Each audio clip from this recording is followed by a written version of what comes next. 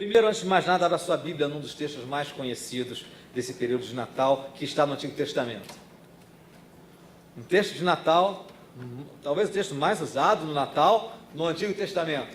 O profeta Isaías, livro de Isaías, capítulo 9. Isaías, capítulo 9.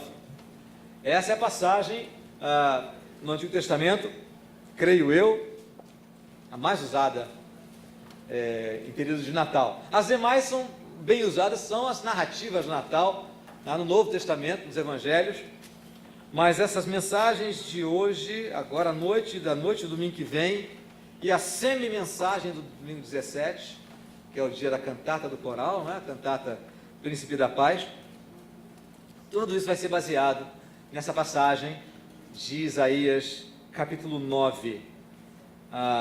Essa é uma passagem que pode parecer um pouco distante da gente, um pouco diferente, de um contexto diferente do que a gente está vivendo, contexto de um final de ano assim, bem agitado no nosso país, mais ainda no nosso estado, né? Aqui no Rio de Janeiro, as coisas muito conturbadas, causando muitas preocupações, muitas dificuldades para tantos de nós, funcionários públicos, passando por dificuldades, atraso de pagamento, gente ficando desempregada, com dificuldades de se recolocar no emprego, enfim, do ponto de vista econômico, social, político, a gente viveu um 2017 bem difícil mesmo, e muitos de nós a gente estamos vivendo isso.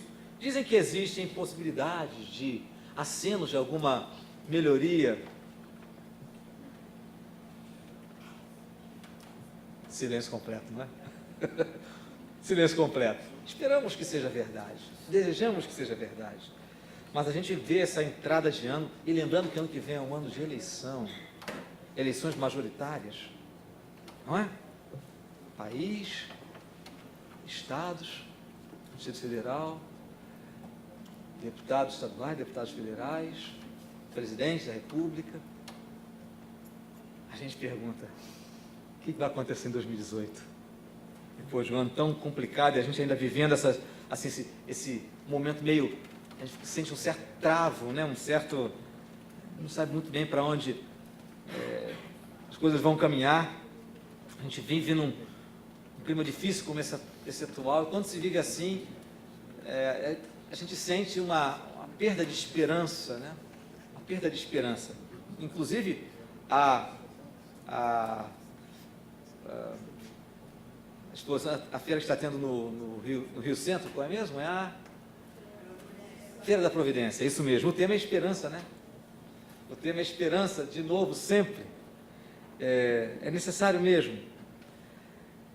Vivendo esse clima, a gente fica pensando assim, a gente não vê sinal, a gente não vê um aceno consistente de transformação, de melhoria, de maior esperança. E interessante que, quando a gente vive um clima de dificuldade, a impressão que dá é que nunca antes na história desse país, ou talvez nunca antes na história da nossa experiência nesse país, se viveu um momento conturbado, difícil como esse, cheio de idas e vindas, de conflitos entre os poderes da República, conflitos entre os próprios poderes da República.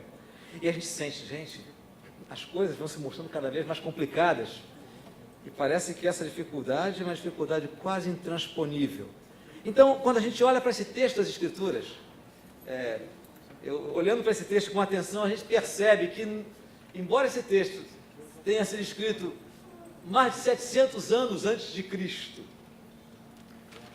ele fala para a gente de uma situação conturbada como nós não conseguimos imaginar. A gente não consegue imaginar. Veja como começa o texto. Preste muita atenção como começa o texto. Eu vou ler só o versículo 1. A primeira parte do versículo 1. Mas para a terra que estava aflita, não continuará a obscuridade. Deus, nos primeiros tempos, tornou desprezível a terra de Zebulon e a terra de Naftali. Até aí, vou repetir a leitura. mas para a terra que estava aflita não continuará a obscuridade. Deus, nos primeiros tempos, tornou desprezível a terra de Zebulon e a terra de Naftali. Só para que a gente possa se situar, o que isso significa? A terra de Zebulon, as tribos de Zebulon e de Naftali, são as tribos do norte de Israel, onde é no norte da Palestina. E exatamente pela posição geográfica, assim, norte, nordeste de Israel, essas tribos foram aquelas que mais sofreram com as invasões dos povos que vinham daquela região. E a maioria dos povos, com exceção do Egito, que ficava a sudoeste, as grandes nações invadiam a partir do norte e nordeste de Israel. E quando havia um conflito entre a grande potência do sul, que era o Egito, e as potências do norte, que em uma ocasião foi a Síria, em outra ocasião a Assíria, Israel era corredor. Era corredor. Então a primeira região a sofrer com as invasões, e especialmente no período próximo aqui de Isaías, especialmente com a invasão assíria, foi a região de Zebulon e Naftali. Quando a gente consegue olhar para esse texto, a partir dessa perspectiva histórica, percebendo isso, esse texto das Escrituras nos ajuda a ter uma perspectiva adequada, melhor da vida. A gente olha para a nossa situação e quando compara a nossa situação com o que aconteceu naquela época e com a mensagem, com a promessa de Deus através de Isaías, a gente pode adquirir a força necessária para a nossa própria vida. E a gente aprende, a gente adquire força de Deus para poder apontar para outras pessoas os passos, tanto para uma vida individual mais sólida, como para uma vida nacional mais limpa. Então, essa é a situação. O povo, Zebulon e Naftali são tomados como referência das maiores aflições, as aflições mais intensas que Israel estava vivendo nesse período. Então, vamos procurar fazer um paralelo com o que aconteceu com Zebulon e Naftali e algumas situações do nosso tempo. Zebulon e Naftali, depois receberam um novo nome. Essa região depois recebeu o nome de Galileia. A maior parte da Galileia passou a ser composta por Zebulon e Naftali. Foram as primeiras a sofrer com a invasão assíria e as campanhas militares, as campanhas de invasão da Síria não eram nada sutis, não eram nada simpáticas. Eles tinham um método de simplesmente invadir os povos e levar e desterrar, levar à força consigo as populações locais. Diferente depois do que veio acontecer com a Pérsia, que permitia que o povo ficasse no seu território desde que pagasse impostos. A Síria não. A Síria era uma invasora furiosa. Ela vinha destruindo e levava as pessoas, arrancava as pessoas da sua terra. Então, Zebulon e Naftali foram as primeiras regiões a sofrer com essa invasão e até a sua população deportada como escrava. E aí, então, vamos fazer um paralelo que talvez você torne isso mais próximo da sua mente, você possa perceber isso melhor. Algo que mexeu muito comigo, que falou muito, assim, muito forte para mim, foi ver as levas e levas dos refugiados que saem da Síria, do norte da África e tentam chegar na Europa. Levas e levas de refugiados sofrendo, campos de refugiados, em que há uma situação deplorável. Talvez você tenha visto reportagens, documentários que mostram o estado triste de crianças, famílias que são separadas, parte da família morta e a outra parte foge, seja por questões de perseguição religiosa nas regiões em que estão ou estavam dominados pelo Estado Islâmico, outros por conflitos étnicos, pessoas que vivem, que nasceram naquele lugar é o seu lar, aquela região de onde eles foram expulsos, de onde eles se viram forçados a fugir, é o seu lar. Suas cidades são escombros, perderam gente querida, e para que não perdessem a própria vida, fugiram. Alguém aqui viu alguma reportagem, algum documentário sobre isso? Pode levantar sua mão se você viu. É uma coisa constrangedora, assustadora. Agora imagine comigo, eles fugiram de uma situação de guerra. A terra de Zebulun e Naftali não fugiu, foi deportada à força. Os refugiados hoje procuram um lugar para se reposicionar, com todas as dificuldades, com alguns países que fecharam as suas fronteiras, outros que estão abrindo e são mal vistos pelos seus vizinhos da União Europeia, que não querem que os outros países abram as fronteiras para não haver uma enxurrada, para que não haja um comportamento diferenciado. E, pelo menos esses refugiados, com todo o sofrimento, eles estão saindo e procurando alguma reposição, alguma recolocação. Alguns até conseguem. Alguns, lastimavelmente, especialmente os que vêm do norte da África, morrem nas travessias pelo Mediterrâneo. Mas alguns até conseguem se reposicionar. A situação de Zebulun e Naftali não era de reposicionamento social. Eles estavam sendo deportados como escravos por uma nação pagã, idólatra, que os odiava, onde eles seriam aculturados, forçados a adorar outros deuses, abandonar a sua cultura, abandonar a sua terra à força. Eles não estavam simplesmente fugindo e tentando se recolocar em outro lugar. Eles estavam sendo levados para um lugar de morte, para um lugar de trevas. A sua terra, a sua vida e a própria terra estava debaixo das sombras. Por isso o texto diz que para a terra que estava aflita não continuará a obscuridade. Nos primeiros dias, nos primeiros tempos, Deus tornou desprezível a terra de Zebulon e de Naftali. Essa região passou a ser chamada de Galileia dos gentios. Exatamente porque, por ser esse primeiro corredor de passagem, ou a porta de entrada dos invasores, foi aquela região que mais recebeu influências pagãs. E era vista como uma região de menor importância. Talvez você se lembre que quando um homem que encontrou Jesus, chamado Filipe, encontrou com seu amigo Natanael, e disse assim: olha, nós encontramos o Messias, ele é de Nazaré. Você lembra qual foi a reação de Natanael? Pode ver alguma coisa boa de Nazaré? Porque Nazaré era na Galileia. O povo da Galileia, 700 anos depois, era mal visto pelo restante do povo de Israel, pelo povo da Judéia. Belém ficava na Judéia, Jerusalém ficava na Judéia, no meio sul de Israel. A Galileia ficava no nordeste.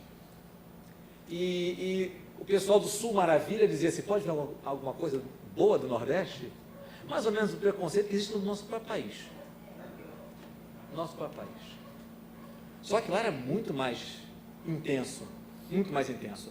Era mais ou menos assim: o povo da Judéia odiava os samaritanos, que não eram considerados seus conterrâneos, embora morassem no centro de Israel. E tinha uma restrição séria com os galileus. A Galileia passou a ter esse apelido, Galileia dos gentios. O próprio nome Galileia significa circuito, ou seja, lugar de passagem, por ser essa região em que era pisada pelos gentios. Então o povo de Zebulon e Naftali vive um sofrimento prioritário. Eles são os preferidos do sofrimento, porque são eles a porta de entrada, os invasores da Síria. E é exatamente essa gente que vive um sofrimento absurdo de ser deportada como escrava. É essa gente que é tomada por Isaías como exemplo da ação transformadora de Deus. Porque o texto continua. Agora quero ler com você do versículo 2 até o versículo 5. Ou melhor, o final do versículo 1 até o versículo 5. Mas nos últimos, ou seja, nos últimos dias, tornará glorioso o caminho do mar, além do Jordão, Galileia dos gentios. Aqui você tem uma ironia, não é? Chamar de Galileia dos gentios e dizer que esse lugar, a Galileia dos gentios, será um lugar glorioso. Porque gentio é gente que não presta para o judeu, para o israelita naquela época. Chamar alguém de gentio é chamar alguém de pagão, de idólatra, é quase um xingamento. Mas Isaías diz: Deus tornará, nos últimos dias, tornará glorioso o caminho do mar, além do Jordão, Galileia dos gentios. E aí vem a parte do texto que a gente conhece bem. O povo que andava em trevas, viu grande luz. E aos que viviam na região da sombra da morte, resplandeceu-lhes a luz. Você entende agora o significado dessa expressão, andar em trevas, viver na região da sombra da morte? Viver sempre sobre a ameaça constante do povo invasor. É um sentimento de morte constante. É como morar nas cidades invadidas, as guerras da Síria. O povo que andava em trevas viu grande luz, e aos que viviam na região da sombra da morte, resplandeceu-lhes a luz. Tens multiplicado este povo, a alegria lhe aumentaste. Alegram-se eles diante de ti, como se alegram na ceifa, e como exultam quando repartem os despojos. Porque tu quebraste o jugo que pesava sobre eles, a vara que lhes feria os ombros e o cetro do seu opressor, como no dia dos midianitas. Porque toda a bota com que anda o guerreiro no tumulto da batalha e toda a veste revolvida em sangue serão queimadas, servirão de pasto ao fogo. O que Isaías está fazendo aqui ele está falando profeticamente, como se essa libertação já tivesse acontecido. Por isso ele fala no passado. Tens multiplicado este povo, a alegria lhe aumentaste, tu quebraste o jugo que pesava sobre ele. Ele fala naquilo que a gente chama de um futuro profético. Ele se coloca no futuro, falando de algo que Deus certamente faria para o seu povo. E ele traz os sinais de alegria que fossem os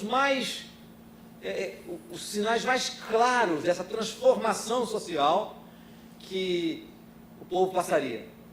Quando ele fala, o povo está se multiplicando, o povo deportado, vivendo com carência, com sofrimento, não tende a se multiplicar, mas tende a diminuir. Tu multiplicaste esse povo. Eles se alegram diante de ti como se alegram na ceifa. Então ele está imaginando um povo que vive em paz, que planta e as plantações prosperam, frutificam, e no dia da ceifa eles têm a certeza de que não vão passar necessidade. Então eles vão para a ceifa, fazem a festa da colheita, como a que nós vamos fazer no domingo que vem pela manhã. Eles fazem a festa da colheita e a alegria constante. Também como exultam quando repartem os despojos. Eles que são um povo derrotado na guerra, levados como escravos na guerra, são lembrados aqui, citados por Isaías como os vencedores, aqueles que repartem os despojos. Depois da batalha, os vencedores pegam os despojos dos derrotados. Era assim na antiguidade. E aí então, depois de pegarem os despojos, a cena é uma cena de cessação de guerra. Toda a bota com que anda o guerreiro no tumulto da batalha, toda a veste revolvida em sangue, serão queimadas, servirão de pasto ao fogo. Chega de guerra, chega de desgraça, chega de miséria.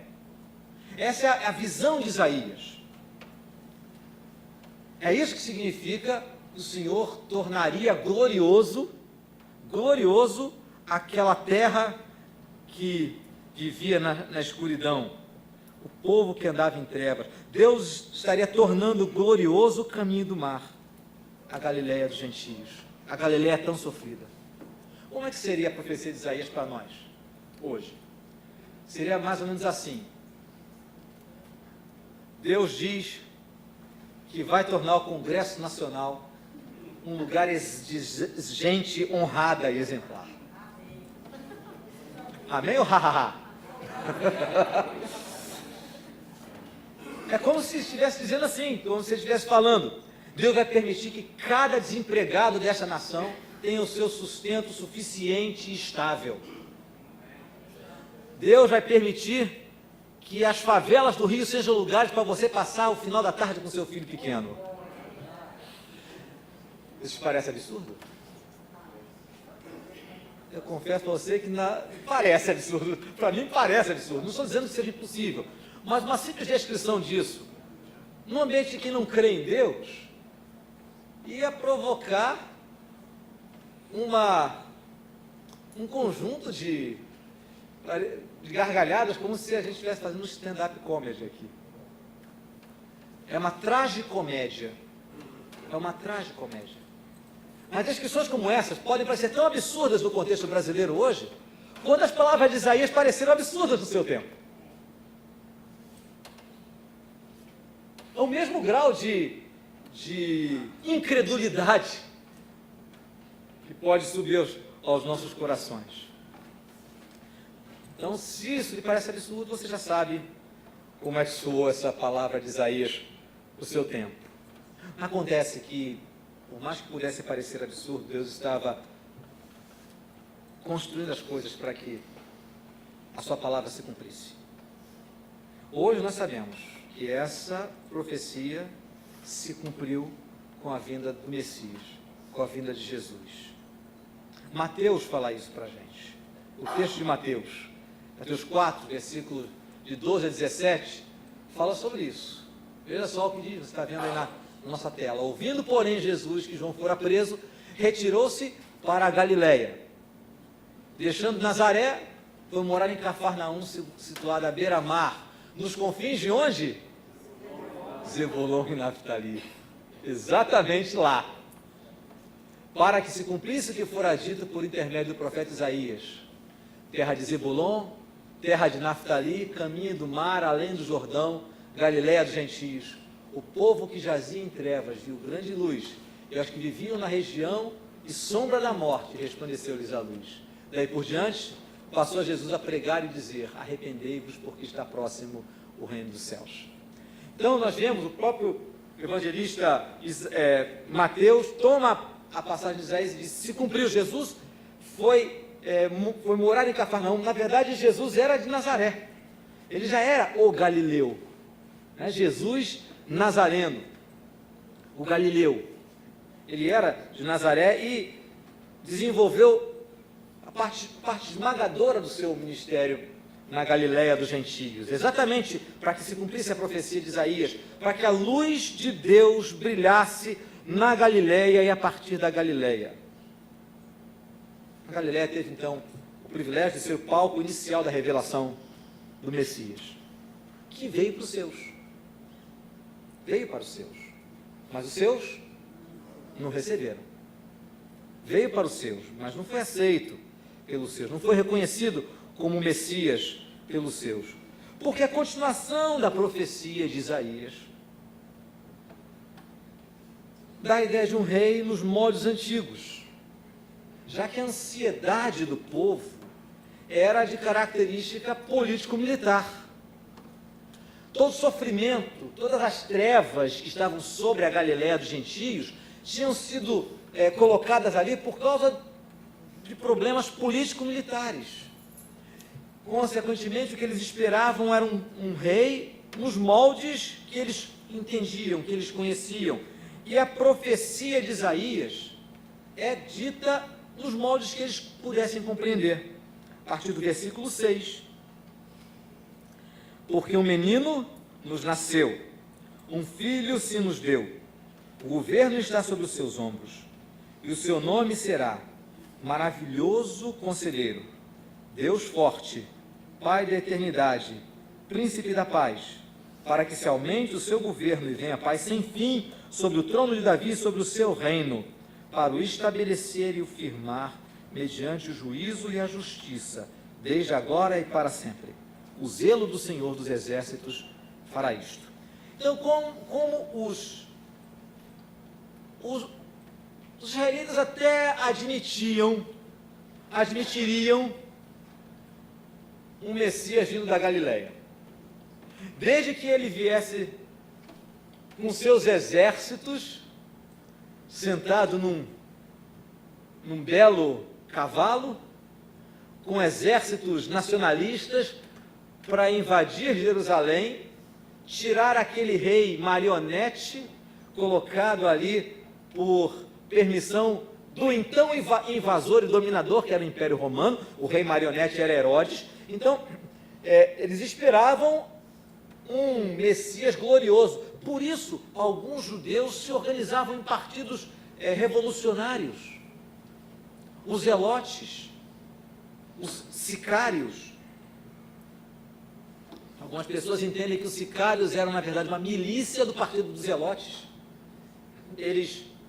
Essas milícias, elas faziam emboscadas nas estradas contra patrulhas romanas, contra a guarda de Jerusalém, né, do rei Herodes, porque achavam que assim estavam preparando a vinda do Messias.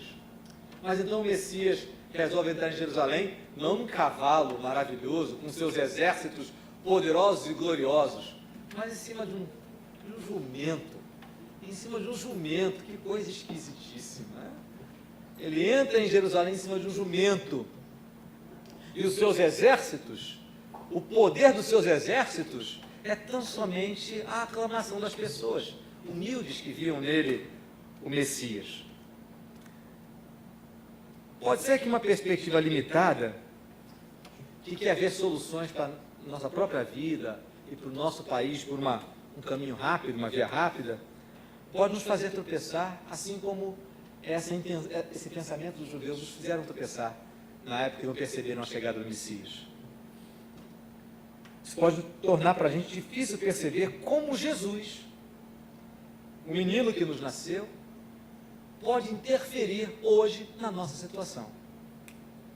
Se a gente esperar uma movimentação para a solução do Brasil e para as soluções das nossas vidas de uma forma político, social, colocando as nossas esperanças nos salvadores da pátria, e a nossa história, a história da nossa nação, tem uma tradição muito grande de salvadores da pátria, de pai dos pobres, de caçador de marajás, de consolidador da república, enfim, tem uma história de muita expectativa em figuras messiânicas políticos sociais. Se nós embarcarmos nessa, nós vamos perder a perspectiva mais profunda da ação de Deus na história, nas nossas vidas e a partir das vidas daqueles que o seguem.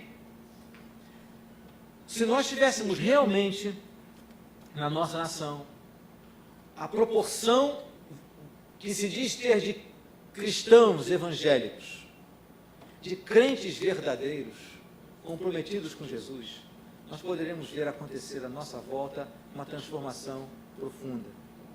Mas, na verdade, nem todos aqueles que dizem Senhor, Senhor, realmente estão entrando no reino de Deus, estão entrando no reino dos céus. Embora Jesus tenha dito que o reino dos céus já estava presente desde aquela época. O texto que nós lemos aqui, de Mateus 4, Jesus diz que o reino de Deus está próximo. Em outras ocasiões, ele diz que o reino de Deus está no meio de vós. Mas enquanto isso não acontece de forma correspondente ao IBGE, ao censo do IBGE, que a nossa experiência, que a minha experiência e a sua, possa ser experiência de pessoas transformadas e que fazem parte de um processo de mudança na nossa própria área de influência, no espaço de vida ao nosso redor. E é nas características do menino, rei, Deus, Messias, que é prometido por Deus através de Isaías, que nós vamos entender melhor essa intervenção de Deus na história. Na história como um todo e na nossa história. Na nossa história nacional e na nossa história particular, a história da nossa família, a história da nossa vida individual. Há 4 características que Isaías dá para esse rei, menino e Deus. ele dá 4 características. Você se lembra dessas 4 características, se eu você citar? Seu nome será? Maravilhoso, Conselheiro, Deus forte, Pai da eternidade, Príncipe da paz. Eu queria aqui falar hoje, agora, só sobre a primeira característica. Maravilhoso, Conselheiro. Essa é a primeira característica do Messias e que faz com que a presença de Jesus Cristo se aplique na nossa história pessoal. Lembre-se, Isaías disse que o governo está sobre os seus ombros. O governo está sobre os seus ombros. O domínio, o poder, a autoridade está sobre os ombros desse menino, que cresceu e se mostrou nosso Salvador, nosso Senhor. O governo de Jesus Cristo sobre a minha vida, sobre a sua vida, sobre a minha casa, sobre a sua casa, sobre as pessoas a quem eu posso influenciar e falar dele, e falar de quem ele é, de como ele é importante, ele é central. O governo de Jesus Cristo sobre todos aqueles que recebem o seu evangelho, o reconhecem como Senhor e se entregam para ele. O governo de Jesus Cristo mesmo sobre aqueles que não o reconhecem, que ele exerce hoje soberanamente como juiz sobre aqueles que não o reconhecem e como Senhor, amigo e Pai sobre aqueles que o reconhecem. O governo está sobre os seus ombros. Mas se eu e você não temos influência para afetarmos o governo da nação, quisera que aqueles que se dizem evangélicos lá dentro fossem mesmo e assim influenciassem. Mas nós precisamos nos preocupar em como o governo de Cristo influencia a nossa vida e a partir de nós como esse governo pode se fazer presente nos espaços perto de nós. O primeiro texto, a primeira característica chama Jesus de maravilhoso conselheiro. Essa é a primeira característica, é a sua sabedoria incomparável, sem igual, capaz de orientar perfeitamente a vida. Na antiguidade, um rei, ele tinha um grupo de conselheiros, ele se cercava de conselheiros. Mas o rei, o Messias, ele não precisa de conselheiros, ele é o maravilhoso conselheiro. Ele tem toda a sabedoria necessária. Jesus, que tem todo o governo sobre os seus ombros, ele tem as palavras de vida que apontam o caminho da vida para todos. Você se lembra de uma passagem que preguei há poucos domingos atrás, em que Jesus está com diversos discípulos e, de repente, o discurso de Jesus assusta as pessoas. Isso em João capítulo 6, a partir do versículo 60. O discurso assusta as pessoas e diz o texto bíblico que muitas pessoas, a partir daquele momento, se retiraram dele, se afastaram dele. Esse texto que está sendo projetado. Muitos dos seus discípulos, tendo ouvido tais palavras, disseram: dura este discurso, quem o pode ouvir? Mas Jesus, sabendo por si mesmo que eles murmuravam a respeito de suas palavras, interpelou-os, dizendo: isso vos escandaliza? Que será, pois, se virdes o Filho do Homem subir para o lugar de onde primeiro estava? O Espírito é o que vivifica, a carne para nada aproveita. As palavras que eu vos tenho dito são Espírito e são vida. Contudo, há descrentes entre vós, porque Jesus sabia desde o princípio quais eram os que não criam e quem o havia de trair.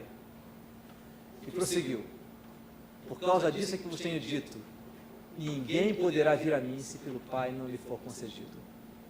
À vista disso, o que aconteceu? Muitos dos seus discípulos o abandonaram e já não andavam com ele. Por causa das palavras de autoridade de Jesus. Por causa dele dizer quem é que comandava essa história, quem ditava as regras, quais eram as condições. Ou seja, a atitude de quem tem governo sobre os seus ombros, que pode dizer com clareza o que é necessário para aqueles que querem estar ao lado dele. Muitas pessoas que o seguiam antes quando as coisas se tornaram mais densas, mais intensas, o abandonaram e não andavam mais com ele. Então, Jesus perguntou aos 12, porventura quereis também vós outros retirar-vos? E é então Simão Pedro, numa das suas expressões positivas, nos seus pontos altos, disse, Senhor, para quem iremos? Tu tens as palavras de vida eterna, e nós temos crido e conhecido que Tu és o Santo de Deus. Tu tens as palavras de vida eterna. As palavras são duras, são pesadas, o discurso é exigente, mas as Tuas palavras são as palavras que conduzem à vida. É como se Pedro dissesse, se nós precisamos de conselho, se nós precisamos de orientação para a vida, é do Senhor que a gente precisa receber. Nós vamos permanecer porque nós vamos ouvir a Tua palavra e vamos obedecer, vamos seguir. É verdade que naquela hora em que a coisa apertou mais intensamente, tanto Pedro como os outros 9 fugiram dele.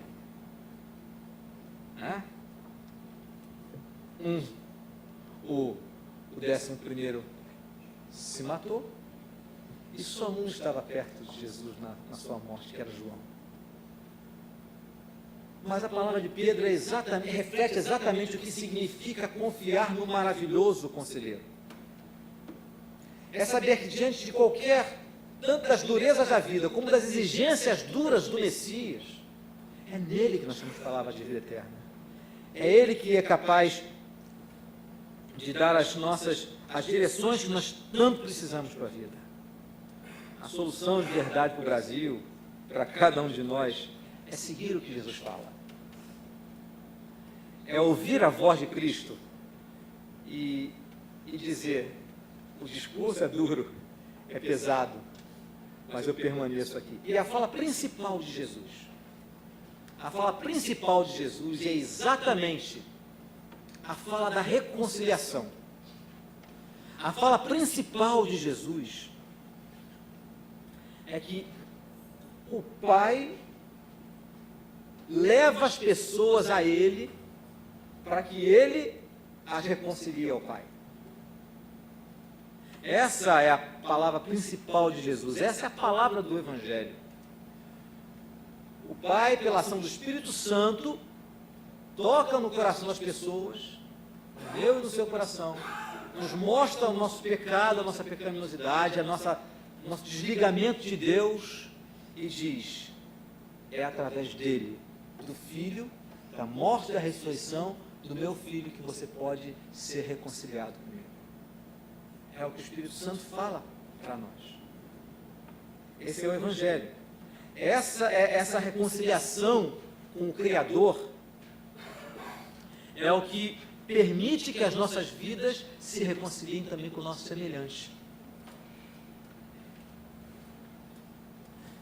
É através da nossa vida reconciliada com Deus, entregue de verdade a Deus, de gente que entendeu a mensagem do Evangelho e que diz, eu vou seguir a Jesus Cristo, Ele me reconcilia com Deus. E é digno de que eu ouça como meu maravilhoso conselheiro, eu vou ouvi-lo, eu vou andar com Ele. É essa reconciliação com o Criador que vai nos, através de Cristo, que vai nos permitir reconhecer quem somos nós e nos reconciliar com o nosso semelhante. Sabe por quê, irmãos?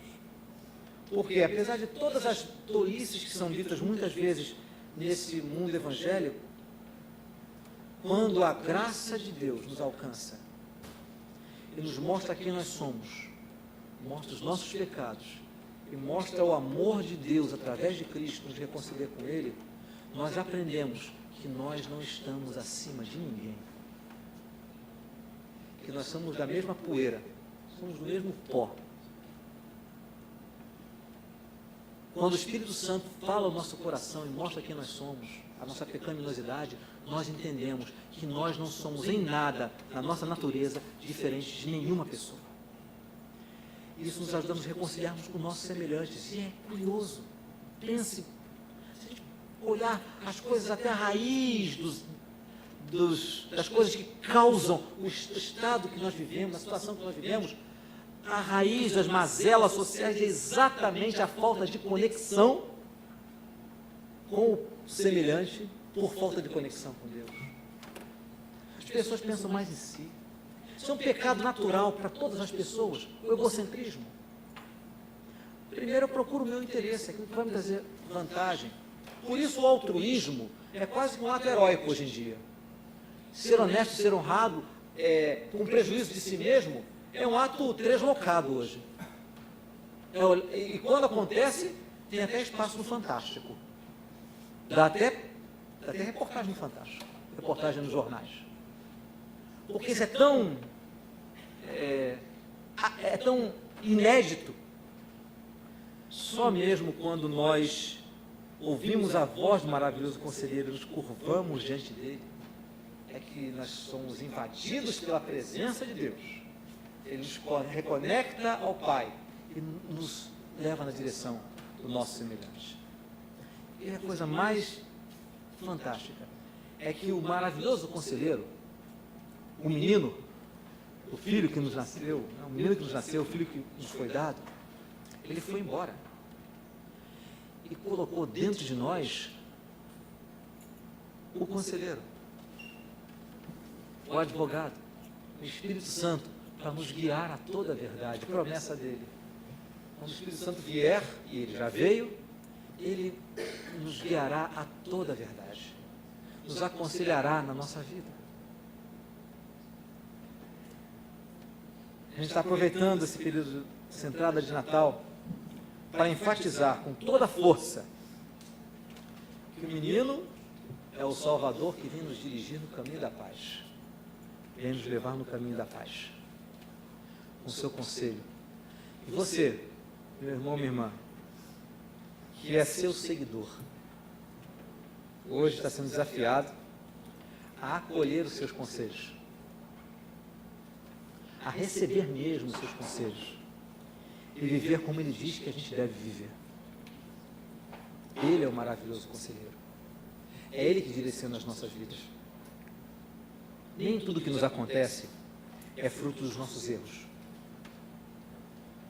Mas muitas coisas que nos acontecem são fruto dos nossos erros.